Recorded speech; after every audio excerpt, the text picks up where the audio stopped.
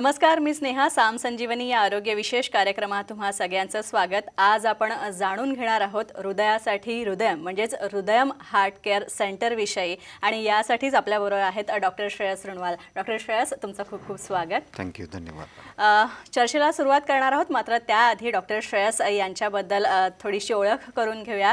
Doctor Shreyas हे कार्डिओथोरॅसिक surgeon म्हणून गेली अनेक वर्ष या क्षेत्रात प्रॅक्टिस करतायत. तसेच ते गेली 8 वर्ष कार्डियाक सर्जन म्हणून सुद्धा कार्यरत आहेत. डॉक्टर श्रेयस यांनी कार्डिओथोरॅसिकचं training Jayadeva heart institute of Bangalore मधून घेतलेलं आहे आणि डॉक्टर श्रेयस यांनी अनेक नावाजलेल्या रुग्णालयांमध्ये आपली सेवा सुद्धा दिलेली आहे. लोकांसाठी एक चांगली आरोग्य सेवा कमी खर्चात कशी देता येईल याच विचाराच्या माध्यमातून त्यांनी मराठवाड्यामध्ये औरंगाबादमध्ये हृदयम हार्ट केअर सेंटरची स्थापना केली. लोकांना हृदयाच्या समस्यांसाठी मुंबई गाठावी लागत असे आणि ते खर्चिक पण असे आणि तीच सेवा जर आपण मराठवाड्यात उपलब्ध करून दिली तर लोकांचे प्राण वाचतील आणि याच उद्देशाने हृदयम हार्ट केअर हॉस्पिटलची स्थापना सुद्धा करण्यात आली. तसंच लेटेस्ट टेक्नॉलॉजीने सुसज्ज असा या हॉस्पिटलमध्ये हृदयाशी निगडित सगळ्या सेवा आणि सुविधा अत्यंत माफक म्हणजेच अल्प दरात देण्यात येत आहेत.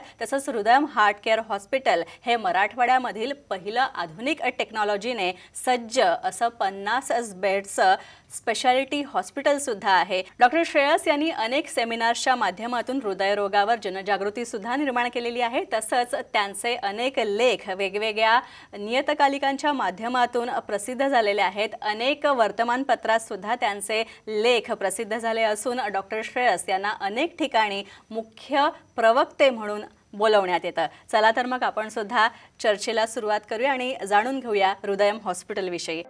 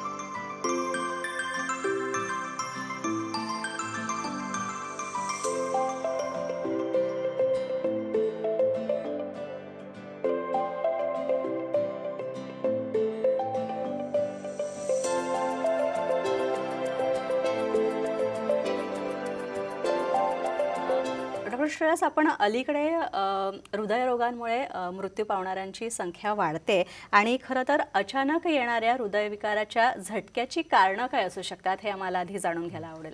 सर्वात मोस्ट कॉमन कारण म्हणजे कोरोनरी आर्टरी डिसीज, जे हार्ट अटॅक, हृदयाला जाणारी जी नस आहे त्याच्यामध्ये जर ब्लॉकेज निघाला, so that is the most important cause. आता हे कोरोनरी आर्टरी डिसीज कोणामध्ये कॉमन आहे? फर्स्ट ज्यांचं जेनेटिकली फॅमिली हिस्ट्री आहे, आपले आई वडील भाऊ सख्खे भाऊ बहीण यांच्यामध्ये जर हार्ट अटॅकचा प्रॉब्लेम असेल तर आपल्याला येण्याची संभावना 50% असते. Second, uncontrolled diabetes. Uncontrolled diabetes पेशंटमध्ये हा हार्ट अटॅकचं प्रमाण खूप जास्त आहे. त्यांना चेस्ट पेन हे सिम्पटम फर्स्ट जे सिम्पटम म्हणतात ते येत नाही, त्यांना डायरेक्टली सेकंड स्टेजचा सिम्पटम येतो डिस्निया. त्यांच्या नर्व्समध्ये डॅमेज होऊन जातात म्हणून चेस्ट पेन हा साईन येत नाही त्यांच्यामध्ये. So what is a symptom? Dyspnoea. त्यांना चालल्यावर दम लागतो. सो एंड स्टेज फेलियरमध्ये ते पेशंट्स येतात हार्ट अटॅक नंतर. स्मोकिंग हा आता तरुण वर्गांमध्ये हा स्मोकिंग खूप कॉमन झालेला आहे and more awareness should be created, कारण स्मोकिंगमुळे कोरोनरी आर्टरीज खूप वाढत आहे. Second, Brugada syndrome. Third, family homocystinemia म्हणून असतो एक कन्सेप्ट आहे. Channelopathies and undiagnosed hypertrophic cardiomyopathy, HOCM ज्याला म्हणतात.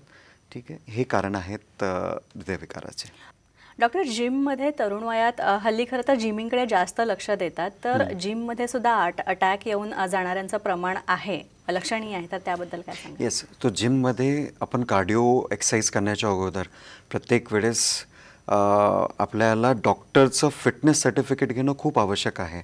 ट्रेडमिल टेस्टवर चालून मगच हे केलं पाहिजे, कारण एओर्टिक डिसेक्शन म्हणून एक कन्सेप्ट आहे. एक्सेस वेट लिफ्टिंग केलं त्याच्याने सडन एओर्टा फाटून जातो आणि त्याच्यामुळे सडन कार्डियक अरेस्ट होऊ शकतो. So that can be avoided. तर कशा प्रकारे आपण हे अवॉइड करू शकतो? सो जे पण कार्डिओ एक्सरसाइज करणार आहेत त्यांनी माझं सजेशन्स आहे, they should go for treadmill test before treadmill test and cardiology fitness before going for any cardio exercises. Okay. खरं तर तुम्ही म्हणालात जसं आपल्याला जसं की दुखत असेल, चेस्ट पेन होत असेल किंवा आपल्याला असे काही लक्षणं आपल्याला जाणवायला सुरुवात झाली असेल, तर आपण त्याचा शोध घेण्यासाठी किंवा त्याचं निदान करण्यासाठी कुणाकडे गेलं पाहिजे आणि कधी गेलं पाहिजे? आणि सगळ्यात महत्त्वाचं म्हणजे असं कुठलं वय आहे का की या वयानंतर किंवा 40 नंतर आपण सुरुवात केली पाहिजे? हृदयाचं आपलं फंक्शन कसं चाललं आहे किंवा आपलं हृदय कितपत निरोगी आहे ते बघायला सुरुवात केली पाहिजे, असं काही आहे का? खूप इम्पॉर्टंट क्वेश्चन आहे हा. And as you rightly sed की 40 नंतर एव्हरी इयर 10 मिनटं तरी स्ट्रेस टेस्ट, ट्रेडमिल टेस्ट जे म्हणतात ते करणं खूप आवश्यक आहे. बिकॉज इट डिपिक्ट्स की तुम्हाला हृदयाच्या आर्टरीमध्ये ब्लॉकेज असू शकतो. ठीक आहे, आपल्याला हे तपासणीसाठी कार्डिओलॉजिस्ट किंवा कार्डियक थोरॅसिक सर्जन ज्यांच्याकडे ट्रेडमिल टेस्टचं टोटल सेटअप आहे, ECG आहे, इको, 4D इको, हे सगळे फॅसिलिटीज ज्यांच्याकडे अवेलेबल आहे त्यांच्याकडे आपण जाऊन हे केलं पाहिजे.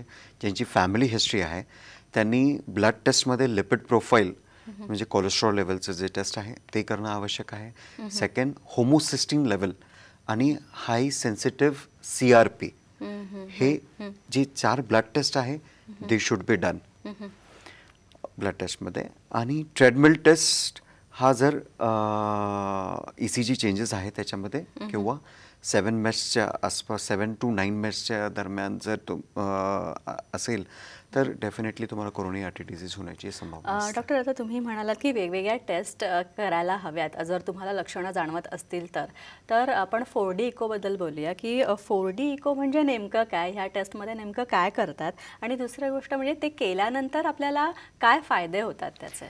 हो, 2D echo has been very common.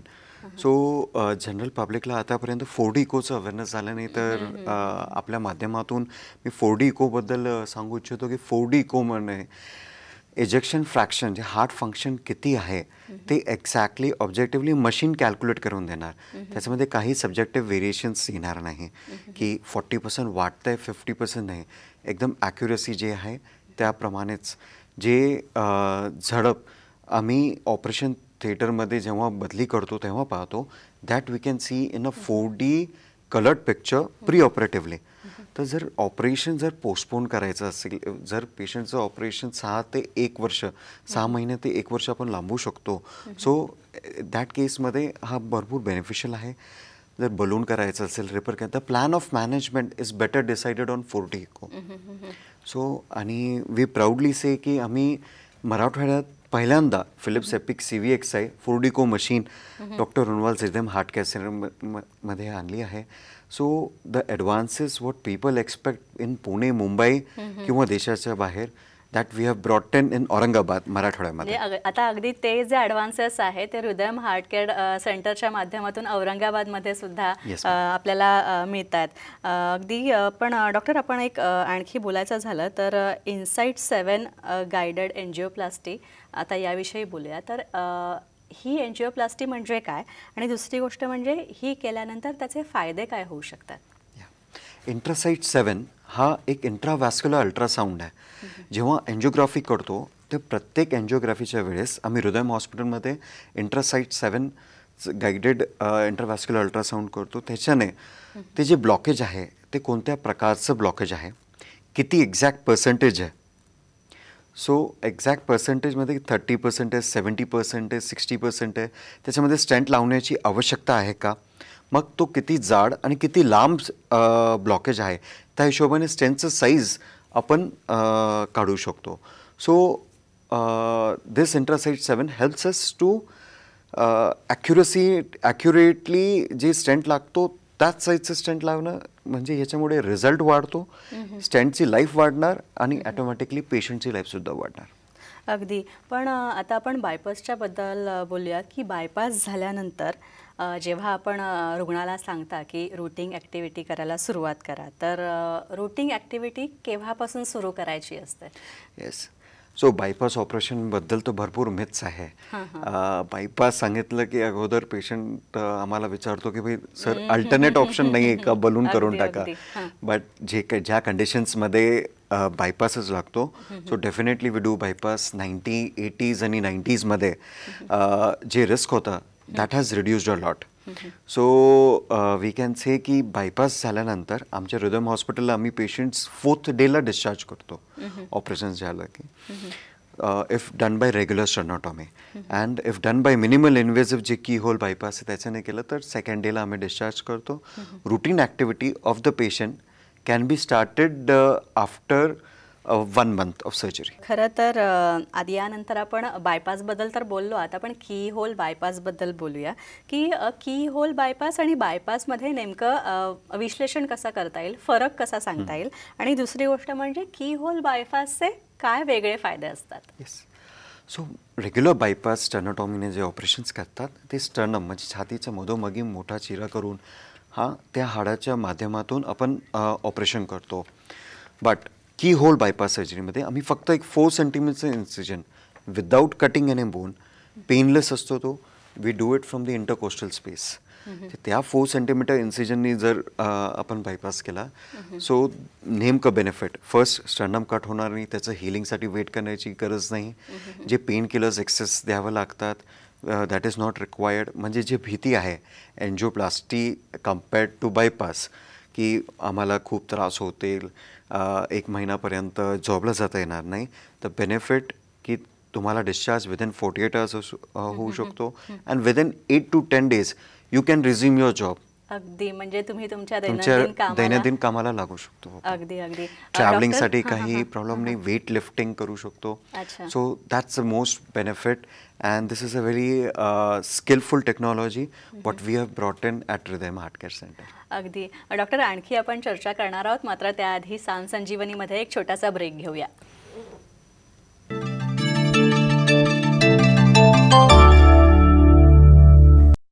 ब्रेकनंतर साम संजीवनीमध्ये पुन्हा एकदा आपलं स्वागत. सर, खरं तर औरंगाबादमध्ये हृदयम हार्ट केअर सेंटरच्या माध्यमातून अत्यंत आधुनिक हॉस्पिटल औरंगाबादकरांना मिळालेलं आहे. तर या हृदयम हार्ट केअर सेंटरमध्ये आणखी कोणकोणत्या हृदयाशी रिलेटेड ट्रीटमेंट्स केल्या जातात, आणि ऑफकोर्स की हे हॉस्पिटल जे आहे अतिशय सुसज्ज असं हॉस्पिटल आहे सगळ्या इक्विपमेंट्सने, तर त्याबद्दल काय सांगाल?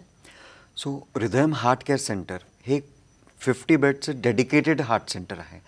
सो हिअर फ्रॉम ECG पासून बायपासपर्यंत everything is provided under 1 roof. Sir, आपल्या हार्टसाठी काही प्रॉब्लेम असला पेशंटला, so that can be treated at a hospital. Nothing as such which is not available for a heart at a hospital. ECG आहे, 4D echo, angiography, angioplasty, मग intravascular ultrasound guided angioplasty, pacemaker implantation, EP study, bypass operation, minimal invasive bypass operations, हार्टचे झडप बदलणारे heart व्हॅल्व सर्जरीचं operation आपण करतो.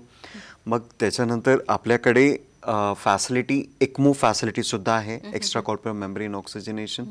मग आपल्याकडे TAVI, टेवार हे जे ॲडव्हान्स प्रोसिजर्स आहे they are also done. And I suppose जर आम्हाला परमिशन भेटली within a year, so even heart transplant would be done at a hospital. अगदी अगदी. तर डॉक्टर, तुमच्या बोलण्यात आता हृदयामध्ये जी इक्मोची ट्रीटमेंट दिली जाते त्याबद्दल उल्लेख आला, तर इक्मो म्हणजे नेमकं काय? कारण ही संकल्पना सर्वसामान्यांसाठी नवीन आहे. येस, इक्मो म्हणजे एक्स्ट्रा कॉर्पोरियल मेम्ब्रेन ऑक्सिजनेशन. जेव्हा एक तीव्र हृदय विकाराचा झटका येतो तेव्हा कार्डिओजेनिक शॉक म्हणून एक कन्सेप्ट असते. त्याच्यामध्ये म्हणजे पेशंटचं बीपी एकदम फॉल होऊन जातं, खूप औषध लावतात, पेशंटला व्हेंटिलेटर टाकतात. त्यावेळेस हृदयावर ताण दिला नाही पाहिजे म्हणून ह्याच्यासाठी एक heart lung machine, portable heart lung machine म्हणजे इक्मो हे ॲक्टिवेट करतो. This can be activated within 15 minutes of the presentation to the hospital. For example एक पेशंट आमच्याकडे हार्ट अटॅक सिव्हिअर कार्डिओजेनिक शॉकमध्ये आला होता. We have place as patient on ECMO. So इक्मोमध्ये total त्याचं हार्ट आणि लंगचं काम तो मशीन करत होता. त्याच्यावर एन्जिओप्लास्टी केली and within 48 hours we remove that machine and the patient was discharge and still doing well. So ECMO facility आपण एक्सपेक्ट करतो की फक्त मुंबई किंवा देशाच्या बाहेर जास्त यूज होतो frequently. Now we have brought in that advance in Aurangabad. Okay doctor, आता यानंतर आपण टावीविषयी बोलूया की टावी म्हणजे काय आणि ती प्रक्रिया नेमकी काय असते. तसंच टावीची ही जी प्रक्रिया आहे किंवा ही जी प्रोसेस आहे ती कोणासाठी, कोणत्या रुग्णांसाठी वापरता येते. येस. सो टावी म्हणजे trans catheter aortic valve implantation, याला टावरसुद्धा म्हणतात. कोणी trans catheter aortic valve replacement.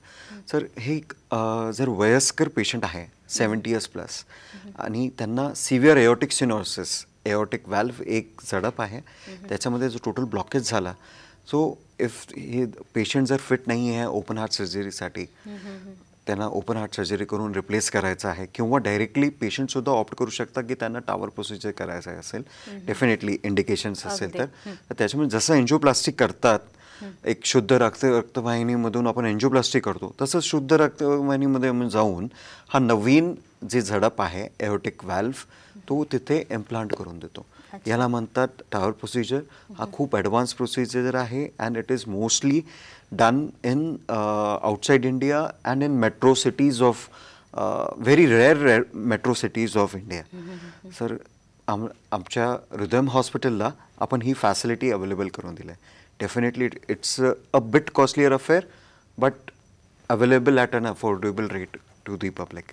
अगदी सर, तुम्ही आता म्हणाला तसं हृदयाशी संबंधित ज्या शस्त्रक्रिया आहेत किंवा ज्या ट्रीटमेंट्स आहेत, ज्या उपचार पद्धती आहेत त्या खरं तर खिशाला परवडतीलच प्रत्येकाच्या, असं नाही आहे. तर हृदयम हॉस्पिटलचं हे वैशिष्ट्य आहे की तुम्ही अतिशय अल्प दरात सर्वसामान्यांना परवडेल अशा दरात तुम्ही हे सगळं दिलेलं आहे उपलब्ध करून. तर त्याबद्दल काय सांगाल. आपल्या हॉस्पिटलमध्ये completely all type of insurances available आहे आणि as compared to the other hospitals आमची रेट्स चीपर आहेत. अँड डेफिनेटली मुंबईच्या कम्पॅरिझनने जे औरंगाबादमध्ये ट्रीटमेंट होत नाही मुंबईला पाठवावं लागतं. एक खिशाला न परवडण्यासारखं असं माझ्यासाठी वाटत होतं 10 वर्ष अगोदर. सो म्हणून आम्ही हे कन्सेप्ट आणलं आहे औरंगाबादला and definitely at an economical price treatment provide करतो आहे. आणि जे गव्हर्मेंटची योजना आहे प्रधानमंत्री आरोग्य योजना आणि महात्मा फुले ज्योतिबा योजना महाराष्ट्र सरकारची, ते डेफिनेटली लवकरच्या काळात आपल्या हॉस्पिटलमध्ये स्टार्ट होईल. अगदी डॉक्टर, आता वेळ अगदी कमी आहे तर मला जाता जाता सांगा की आमच्या प्रेक्षकांसाठी विशेषतः तुम्ही काय संदेश द्याल आणि तेही आपलं हृदय व्यवस्थित राहावं, ते निरोगी राहावं यासाठी एक सर्जन म्हणून काय सांगाल. येस. सो लाईफस्टाईल मॉडिफिकेशन हा खूप महत्त्वाचा आहे. मॉर्निंग वॉक करणं कंपल्सरी आहे. Any type of exercise for 45 minutes 5 days a week is compulsory. So तुम्ही वॉकिंग करा, रनिंग करा, जिमला जा किंवा योगा, प्राणायाम हे सगळं करू शकतात. सेकंड, तेल खाण्यामध्ये तेल, घी, मसाला, साखर कमी. तेलामध्ये शक्यतो एक्स्ट्रा व्हर्जिन ऑलिव्ह ऑइलचा वापर करणे. डायबिटीज पेशंटनी फ्रूट्स अवॉइड करणं. त्यांच्यासाठी ॲपल अँड पोमग्रेनेट हे अनार म्हणजे आपण ते घेऊ शकतात. ड्रायफ्रूट्समध्ये बदाम आणि अक्रोड हृदयासाठी चांगला आहे. सो हेच तुमचं हार्ट निरोगी राहावा हेच रिदमची इच्छा. अगदी डॉक्टर, याच्यानंतर आपण टोटल आर्टेरियल बायपास सर्जरीबद्दल बोलूया की यात काय फरक आहे? So total arterial bypass surgery याच्यामध्ये फक्त शुद्ध रक्तवाहिनी आर्टरीजचा वापर करतो आम्ही बायपास ऑपरेशन करायला. पायाची जी अशुद्ध रक्तवाहिनी आहे ते वापरत नाही. कारण त्याचं life longevity of life is just 1 year to 5 years. पण जर आपण नॅचरल आर्टरीज यूज केली बायपाससाठी सो पेशंटचं longevity will become 15 years to 20 years. So 4 times benefit भेटेल. आणि आमचे 95% पेशंट आम्ही टोटल आर्टेरियल बायपास सर्जरीज करतो. अगदी डॉक्टर, खरं तर तुम्ही थोरॅसिक सर्जन म्हणून काम करताय गेली अनेक वर्ष. तर तुमच्या या सेवा देण्याच्या काळात असा कुठला रुग्णाचा अनुभव तुम्हाला आठवत आहे का जो तुम्हाला सांगावासा वाटतं? येस. जसं आमच्याकडे एक 87 year old फिमेलचं प्रेझेंट झाली होती, बिलकुल कार्डिओजेनिक शॉकमध्ये. रात्रीच्या वेळेस CPR दिला, एन्जिओप्लास्टीला गेलं, प्रायमरी एन्जिओप्लास्टीला नेलं आम्ही पेशंटला. So she feels lucky and her family also feels lucky. Y? Because घरामध्ये ती ॲक्च्युली रात्रीच्या वेळेस तडफडत होती आणि अचानक त्यांची जी सूनबाई आहे ती फक्त एक ब्लँकेट घेण्यासाठी तिथे नेलं आणि त्यांनी पाहिलं असं झालं आहे. तर मग त्यांनी रेडिओवर ऐकलं होतं हृदय हॉस्पिटलबद्दल. सो ते इमिजिएटली त्यांना आमच्याकडून घेऊन आलं आहे. They have lost the hope की ॲटलिस्ट आम्हाला लवकर कळालं, कारण नाईटमध्ये सायलेंट डेथ झाली असं ते कन्सिडर करणार होते. सो नाव ते आजीबाईंचं आशीर्वाद त्यांच्यासोबत पण आहे आणि माझ्यासोबत पण. अगदी डॉक्टर, तुम्ही इथे आलात आणि हृदयम हार्ट केअर सेंटरविषयी इतकी चांगली माहिती दिली, तसंच आपल्या हृदयाचं आरोग्य कसं चांगलं राखता येईल याबद्दल मार्गदर्शन केलं, त्यासाठी खूप खूप धन्यवाद. नमस्कार. यानंतर आपण साम संजीवनीमध्ये इथेच थांबतोय. पुन्हा भेटूया नवीन तज्ज्ञांसह आणि नवीन विषयासह. तोपर्यंत नमस्कार.